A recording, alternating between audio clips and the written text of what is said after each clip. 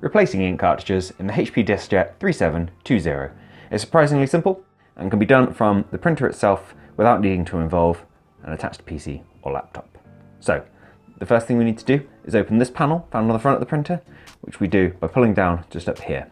There is a slight indentation on the top here, but it's not overly obvious. So, we're just going to pull down the door. It comes down nice and easy, settles here. And once the printer realizes that door has been opened, the ink cartridge cradle moves along into this position here. Now, on the left we have the color cartridge indicated by the pink lid. On the right we have the black. And all we do is just pull down on the cartridge we want to change till it kind of sags slightly like that, and you can see it's at that different angle. Then it can be easily removed just like that. And ordinarily we'd grab our replacement cartridge and pop it in.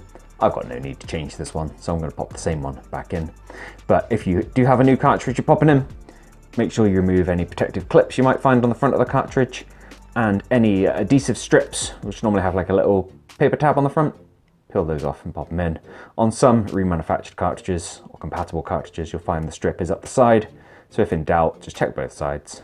Make sure you've definitely got nothing on there before we pop them back in.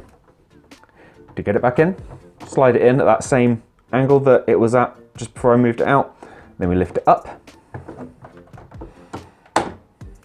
till it clicks into position nice and firmly with the black. Now repeat if you want to change the other cartridge. If not, we just lift this door back up and it clicks just as easily back into position. And your printer will realize there's a new cartridge in there. Start checking them over and making sure it's completely happy. And you can check your printer's perfectly happy with the cartridge by double checking the screen found on the top of the printer. As you can see here, it's recognized the color cartridge is back in there. You've got a single block there showing it's low, but still has ink in there, and the black's just as full as I would expect. I hope you found this video useful. If you have, let me know with a like.